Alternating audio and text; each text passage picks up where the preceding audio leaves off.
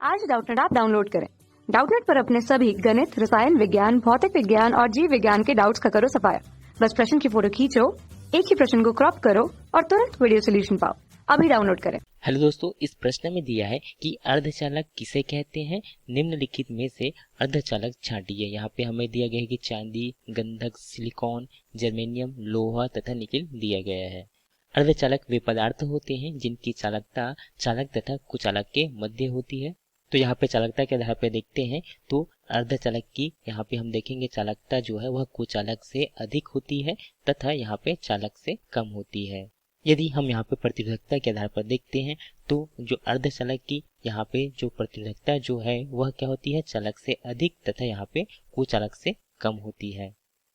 तथा अर्धचालक में हम आवेश वाहकों को देखें तो अर्धचालक में आवेश वाहक जो होते हैं वो दो प्रकार के होते हैं। एक होता है होल तथा दूसरा होता है इलेक्ट्रॉन। जो होल होता है उसे ही हम यहाँ पे कोटर या इसी को हम रिक्तिका कहते हैं। तो यहाँ पे आवेश वाहक होल तथा इलेक्ट्रॉन होते हैं। अगला देखते हैं हम अर्धचालकों में आवेश वाहकों की गति। जो सबसे विशेष बात होती है वह अर्धचालकों में जो आवेश वाहकों की गति है इसे हम नियंत्रित कर सकते हैं। इसके कारण से हम नियंत्रित गति जब हमें प्राप्त करना हो तो आवश्यकता अनुसार हम इसके गति को नियंत्रित करते हैं, जिसके कारण से इस उपयोगिता है बहुत अधिक बढ़ जाती है, जिसके कारण से इसका उपयोग जो है हम आधुनिक तकनीक में करते हैं, जैसे कि कंप्यूटर, मोबाइल आदि में हम इसका उपयोग करते हैं, जिसके कारण से आज तकनीकी जो है बहुत तेजी से विकास कर रहा है। इन अर्धचालकों का उपयोग जो है हम चिप आदि बनाने में उपयोग करते हैं, जो बहुत आकार में बहुत छोटे तथा बहुत किफायती होते हैं।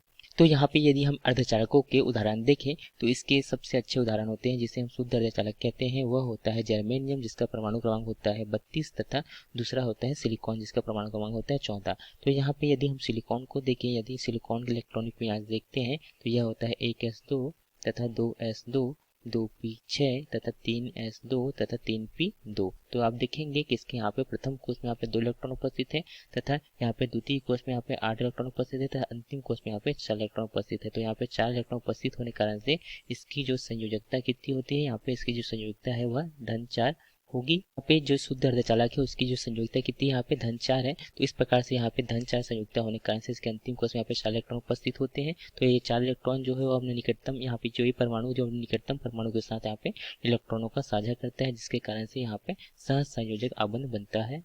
इस प्रकार इलेक्ट्रॉनों के साझा से यह यहाँ पे निकटतम यहाँ पे 4 परमाणु से यहाँ पे इलेक्ट्रॉनों को साझा करता है, जिससे कि यह सहसंयोजक आबंध द्वारा जुड़ा होता है। और इसमें यहाँ पे जब यहाँ पे हम ऊष्मा देते हैं, अर्थात यदि हम इसे 300 केल्विन ताप पर रखें अर्थात कमरे के ताप पर, तो यहाँ पर कुछ इलेक्ट्रॉन जो है वह मुक्त अवस्था में मुक्त हो जाते हैं, जिससे कि यहाँ पे इलेक्ट्रॉन जो मुक्त हो जाता है तो अर्थात मुक्त इलेक्ट्रॉन उत्पन्न होता है तथा यहाँ पे उसके स्थान पर यहाँ पर एक होल उत्पन्न हो जाता है। तो इस प्रकार इसमें इलेक्ट्रॉन तथा होल उत्पन्न होते हैं। तो यहाँ पे यदि हम देखें प्रश्न में हमें क्या दिया गया था, यहाँ पे हमें पूछा गया था कि इसमें से कौन से अर्धचालक है। तो यहाँ पे चांदी है वह अर्धचालक नहीं होता। इसमें से जो सिलिकॉन जो है जिसका हमने यहाँ पे देखा परमाणु क्रमांक 14 होता है यह अर्धचालक है, तथा जर्मेनियम जिसका परमाणु क्रमांक यहाँ पे 32 है। तो यह अर्धचालक के उदाहरण है। तथा यहाँ पे हमें दिया गया था चांदी, तो यह नहीं है, गंधक यह भी नहीं है, लोहा यह भी नहीं है तथा निकेल यह भी नहीं है। तो इस प्रकार से सिर्फ सिलिकॉन तथा यहाँ पे जो जर्मेनियम है वह अर्धचालक के उदाहरण है। धन्यवाद। कक्षा 6 से 12वीं से लेकर नीट, IIT, JEE वो एडवांस के लेवल तक 1 करोड़ से ज्यादा छात्रों का भरोसा। आज ही डाउनलोड करें डाउटनेट ऐप या व्हाट्सएप करें अपने सारे डाउट्स 8400 400 400 पर।